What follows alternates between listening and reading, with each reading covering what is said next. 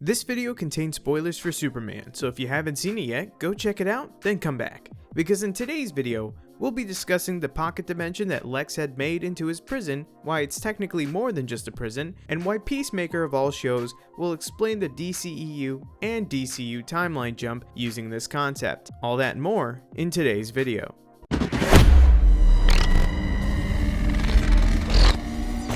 One of the more intriguing details from James Gunn's Superman, alongside the fight scenes and the emotional beats, and just really the vibe of the new DCU, is actually a concept that's used for the second act of the movie. I'm talking about the pocket dimension that Lex Luthor uses, not just to contain Superman, but as his own private jail. And it's worth talking about what it actually means, not just for the character, but how the DCU is beginning to move away from the grounded realism of the DCEU and towards something more unapologetically comic book. Now, to clarify some confusion I've seen some people on Twitter, this isn't the Phantom Zone. It's not some otherworldly Kryptonian exile realm. It's a completely separate space that's man-made, hidden, and apparently accessible through only Lex Luthor's portals, and as quoted by Mr. Terrific, really irresponsibly risky. And this isn't the first time that we've seen something like this in James Gunn's DC. Peacemaker Season 1 already hinted at this concept, with White Dragon's lair also being tucked away in a pocket dimension. That version was a little bit more subtle. A moment played for surrealism and, to be honest, a little bit of irony that Peacemaker's dad can build such an intensively high science laboratory in a pocket dimension despite being a trash fire human being is still kind of funny. But in Superman, it's dialed up to something more central, considering it's the whole second act of the film, being not only a prison, but a monument to a certain character. So, let's talk about Lex Luthor.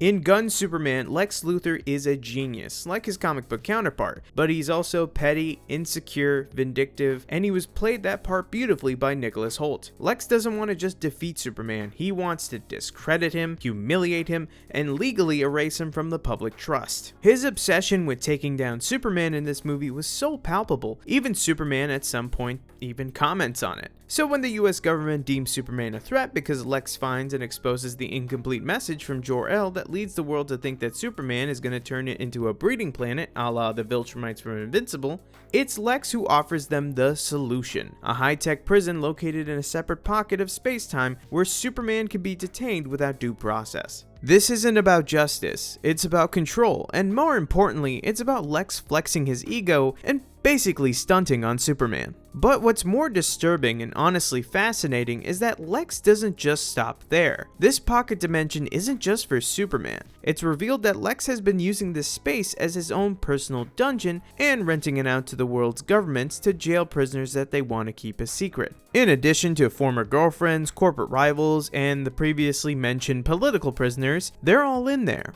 It's less a containment field and more of a vault for everything that Lex considers inconvenient and, like a true capitalist billionaire allegory that he is, an unethical way to make a quick buck. A manifestation of his need to dominate every aspect of his world, down to who gets to walk free. One of the more heartbreaking examples is the inclusion of Rex Mason, aka Metamorpho. At first, it's unclear why Metamorpho would even be in there until the movie gives us a key detail. There is no more kryptonite on Earth. Lex needs a new weapon against Superman, and Metamorpho, with his ability to transmute his body into any element, becomes the next best thing. So Lex does what he always does. He finds leverage. He kidnaps Rex's child, Joey, and uses that as blackmail to force Rex into working for him. That's why Metamorpho is trapped, not because he's dangerous, but because Lex decided that his power was useful. It's a reminder that in this version of the DCU, villains don't just scheme, they manipulate, coerce, and build private infrastructure around their obsessions with control. I really want to see what the DCU version of Joker is like if Lex Luthor is this messed up. You know, wait, on second thought, imagine the headache that the Flash is going to have to deal with if they ever do Reverse Flash. That guy is going to be absolutely insufferable. Now, obviously, the inclusion of pocket dimensions isn't new to superhero storytelling, but what's interesting is how Superman uses it to subtly shift the tone of the entire DCU. Gunn's version of this universe is still grounded in emotion, still focused on characters, but it's no longer shackled to realism. In the DCEU, there's often an effort to ground everything in military logic or geopolitical tension. Yes, there was alien stuff and all the fantastical elements, but the DCEU had this weird hang-up about being a comic book movie sometimes. Take the Fortress of Solitude. For example, David Corenswet's Superman has the fortress along with the Superman robots and as told by Guy Gardner, hypnoglasses to explain away how people can't tell that Clark is actually Superman. In the DCEU, the fortress is technically the scout ship, not a building made of ice, but like a spaceship that if you took it out of Man of Steel and slapped it into Prometheus, no one would really blink twice. Now, Gunn isn't discrediting all that, but he is folding in more of the absurd and fantastical, like the hypnoglasses, the kaiju fights, alien animals, and now personalized prisons tucked away in manufactured realities. It's a return to comic book logic, and with audiences being more comfortable with that, he can get away with it too. It's a quiet world-building move, but one with implications.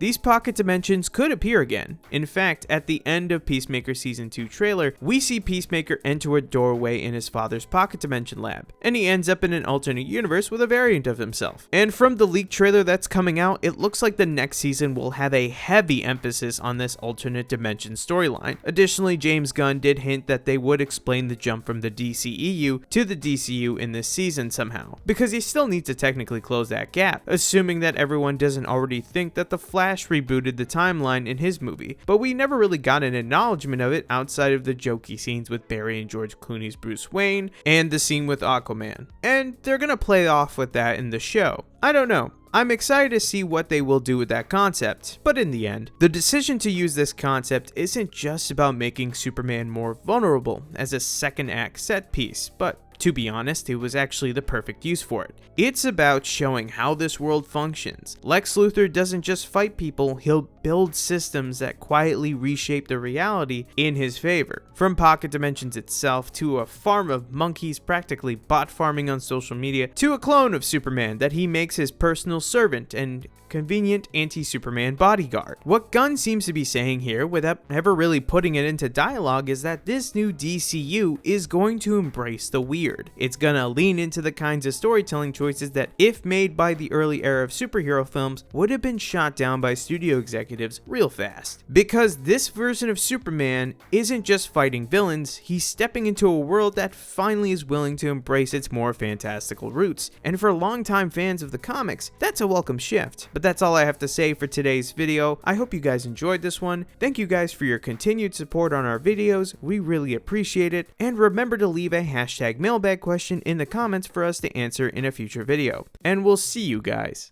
next time.